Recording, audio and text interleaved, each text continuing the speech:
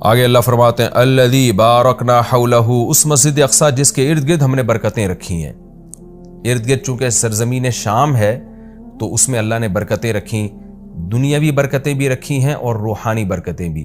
روحانی برکتیں یہ ہیں کہ جتنے پیغمبر اس سرزمین میں آئے کسی دوسری زمین میں نہیں آئے، اور جتنے پیغمبروں کی وہاں قبریں ہیں سرزمین شام میں اور بیت المقدس میں، اتنی قبریں پیغمبروں کی کہیں نہیں ہیں، کسی اور جگہ پہ اتنی قبریں نہیں ہیں۔ اور دنیاوی برکتیں کیا ہیں کہ وہاں کی پیداوار، وہاں کی ہوا وہ بہت صحت کے لیے مفید ہے۔ انار، وہاں کا زیتون، وہاں کی انجیر، یہ سارے ایسے برکت والے پھل اللہ وہاں پیدا کرتا ہے اور بہت وافر مقدار میں۔ میں ترکی کے میں شام کے بارڈر تک گیا ہوں۔ پہلے تو شام کا علاقہ بہت وسیع تھا، تو یہ تو اب جو شام ہے یہ تو تھوڑا سا رہ گیا ہے۔ نبی صلی اللہ علیہ وسلم کے دور کا جو شام ہے وہ تو بہت وسیع رقبہ تھا۔ تو وہ ترکی کے بارڈر پہ جب آپ جاتے ہیں اور شام کی سرزمین ملتی ہے تو آپ کو اندازہ ہوتا ہے وہاں کی ہوا میں ایک خاص قسم کی ایک محسوس ہوتا ہے انسان کو اپنی صحت، اور ایک خاص قسم کی خوشبو محسوس ہوتی ہے۔ اور زیتون بہت کثرت سے پیدا ہوتا ہے، انجیر بہت کثرت سے پیدا ہوتا ہے، انار بہت کثرت سے پیدا ہوتا ہے۔ وہاں کے لوگوں کی صحتیں، ان کے چہروں کی فریشنس وہ صاف بتا رہی ہوتی ہے کہ اللہ نے زمین میں جسمانی برکتیں بھی بہت زیادہ رکھی ہیں۔ اور علماء نے لکھا ہے کہ اللہ نے جب یہ بتایا نا کہ مسجد اقصیٰ کے ارد گرد برکتیں، تو اس سے خود بخود یہ ثابت ہوتا ہے کہ جس مسجد کے مبارک ہونے کی وجہ سے اس کے ارد گرد اتنی برکتیں ہیں تو خود اس مسجد میں کتنی برکتیں ہوں گی۔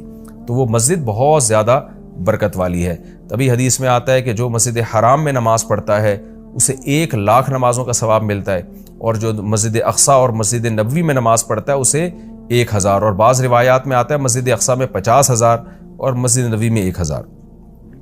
اور یہ بھی رسول اللہ صلی اللہ علیہ وسلم کی صحیح حدیث ہے، لا تشد الرحال الا الى 3 مساجد، کہ سفر کیا جائے گا صرف 3 مسجدوں کی طرف۔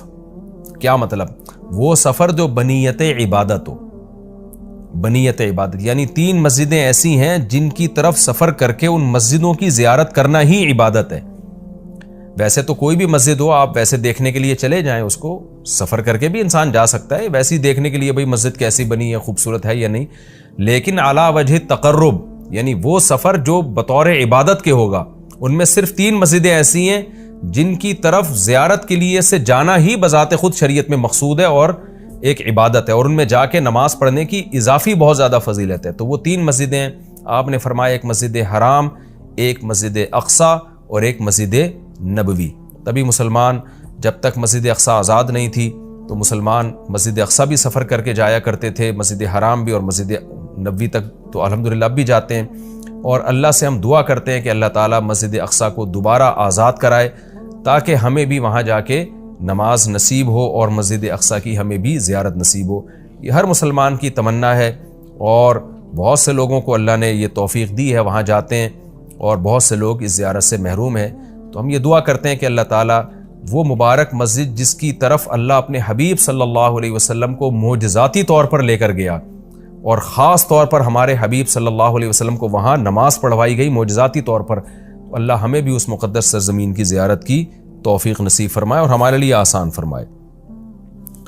آگے اللہ فرماتے ہیں لِنُرِيَهُ مِنْ آیَاتِنَا، ہم نے یہ سفر اس لیے کرایا تاکہ ہم محمد صلی اللہ علیہ وسلم کو اپنی نشانیوں میں سے کچھ نشانیاں دکھائیں۔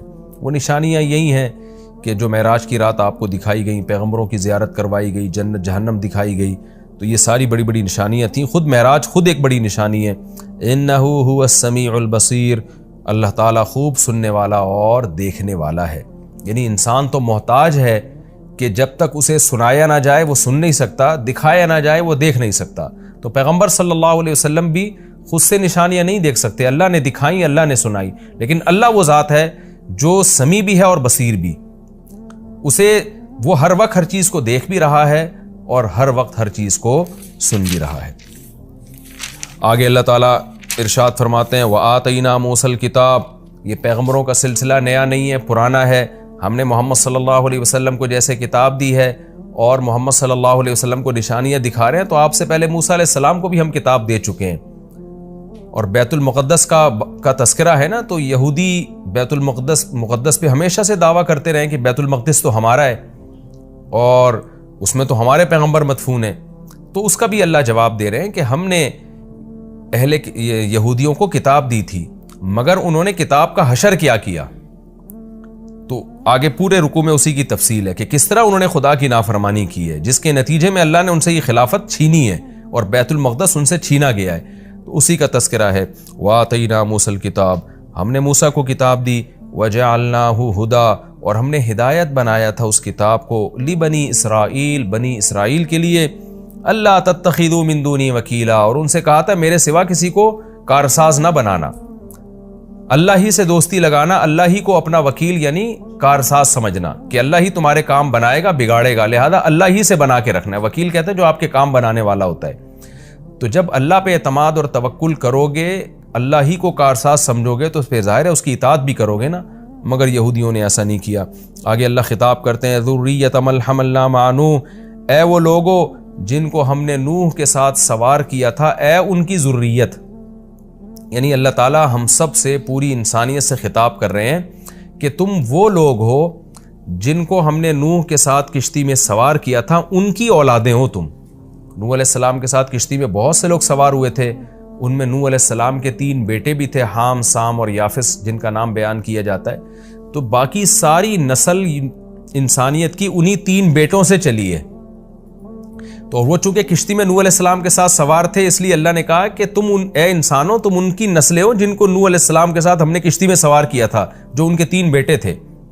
تو گویا اللہ کا بہت بڑا احسان ہے کہ تمہارے جو باپ دادے تھے نا، نوح علیہ السلام اور ان کے 3 بیٹے، وہ تو شکر گزار بندے تھے، جن کے شکر گزاری کی وجہ سے پوری انسانیت کو تباہ کر کے ہم نے چند لوگوں کو کشتی میں سوار کیا تھا، آگے تم انہی کی نسلیں ہو۔